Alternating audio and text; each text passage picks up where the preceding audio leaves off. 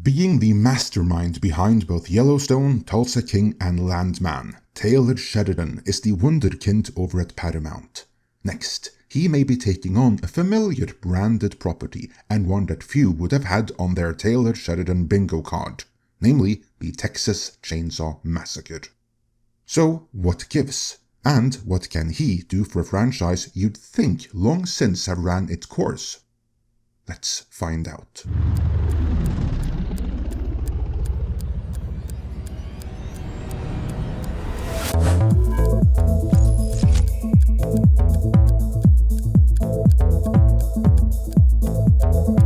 On June 6th, Deadline Hollywood ran the exclusive. Texas Chainsaw Massacre bidding war talks heat up, Taylor Sheridan among new names in the mix. Before we get into this story though, let's take a brief look at the Texas Chainsaw Massacre franchise for those who came in late. It started with the original 1974 movie by Tobe Hooper and Kim Hinkle, featuring two young adult couples plus a fifth wheel, namely the disabled brother of one of the girls, an early example of both disabled and neurodivergent representation. While visiting their long-since abandoned property in the middle of the deepest, most rural Texas, they ran afoul with a family of what can best be described as inbred hillbilly hicks that are also cannibals, and that wants to slaughter them all for trophies and to keep their barbecue business going, because times are tough. The movie was revolutionary for its time, both for its thematic content as well as the technical perfection with which it was filmed. And it introduced the world to both Leatherface and the concept of the final girl, the later staple of who is able to escape the proverbial boogeyman.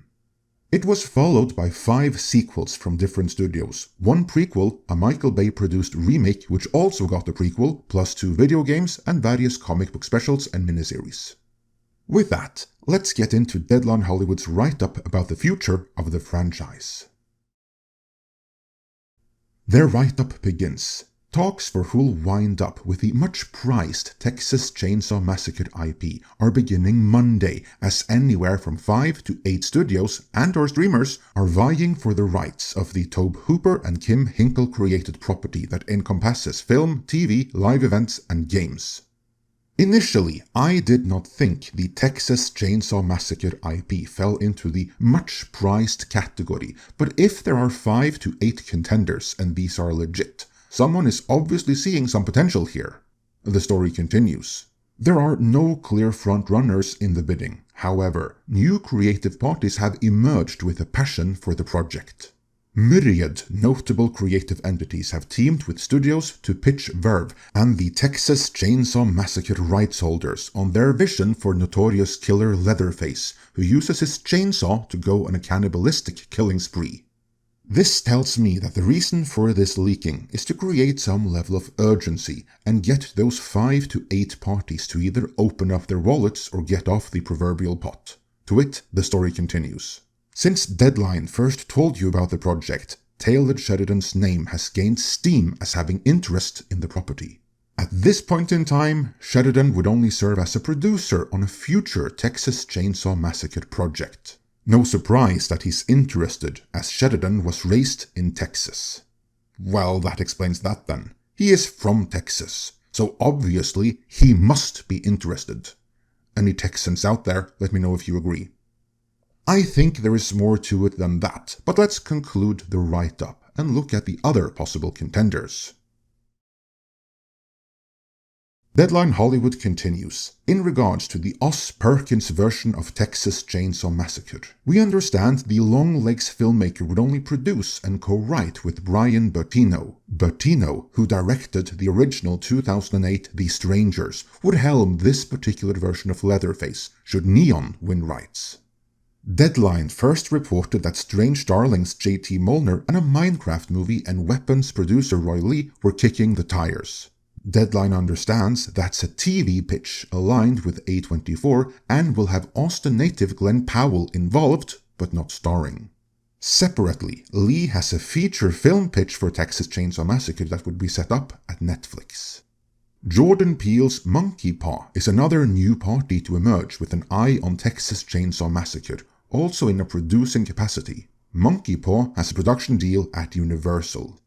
As to why anyone would want this, Deadline Hollywood concludes their piece. Classic horror franchises, rebooted after several years laid dormant, are a big business, especially when left in the hands of passionate auteurs, i.e. Scream 6 under the direction of Radio Silence, opened to a series best at the domestic box office.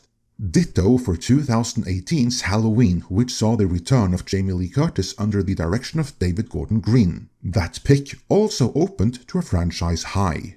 Recently, Final Destination Bloodlines, the first sequel in 14 years in New Line's 25-year-old series, opened to a franchise high of $51.6 million and quickly became the highest-grossing installment in the 6-film series with a current running global take of $235 million. So, there's a lot of money in the right reboot/continuation. And in this regard, the Texas Chainsaw Massacre IP may actually be better suited than most. Many franchises come with some level of homework, which may disincentivize some from wanting to get into them. But it's fairly well established now that these modern-day horror reboots dispenses with this problem. Final Destination kept its prior continuity, but it didn't reference it and reintroduced the concept. In the case of Halloween, they made it pretty plain. Only the original movie ever happened. None of the other movies ever did, so don't seek them out. They'll just confuse you. Your only homework is the original, then come see this new one. If there ever was a franchise that begged for the same treatment, it is Texas Chainsaw Massacre. Let's take a look back at it. The original was followed by the Texas Chainsaw Massacre 2, which was a direct sequel made by Canon, so a different production company. However, it is only version 1 of Part 2. It was in turn followed by Leatherface, the Texas Chainsaw Massacre 3. But that was made by another studio, and is in reality Part 2 version 2, for it ignores the events of the previous movie and is a direct sequel to the original. Same thing happened with the 1995 The Return of the Texas Chainsaw Massacre, later retitled Texas Chainsaw Massacre: The Next Generation. You know, the one that stars Matthew McConaughey and a pre-Bridget Jones Renee Zellweger. Don't hurt her. Are you having fun here? Oh, God. Because I promise you, you and I are going to have some fun. Oh, no more, please. It was made by yet another production company, and as such, ignores the events of both Part 2 and 3, and is in reality Part 2 version 3, for it also directly follows the events of the original. Then came the 2 Michael Bay movies, which are a pocket continuity all of their own, remaking even the original. Then, in 2013, Millennium Pictures and Lionsgate Films released the Texas Chainsaw Massacre 3D, which also ignored the events of all prior movies except the original, making it Part 2 version 4. However, the same studios and producers released Leatherface in 2017, a prequel to the original, so if you accept this continuity, that's 3 films worth of canon, though it ended there. Because in 2022, Netflix did their own sequel to the original, ignoring all other movies, so Part 2, version 5. What will happen with the franchise going forward will depend on who actually wins the rights. Personally, I hope Taylor Sheridan nabs it, and that he oversees a miniseries following the entire family, and that he makes it a period piece set in the early 70s when the FBI was busy with Watergate, which is why a whole town run by one family, and who knows how deep that bloodline runs, can slip through the cracks. But that's me and the take that I would want, and which I think Taylor Sheridan might be liable to do. But what about you? Are you excited for more Texas Chainsaw Massacre, or is it time to let the franchise rest in peace? Let me know your thoughts in the comments.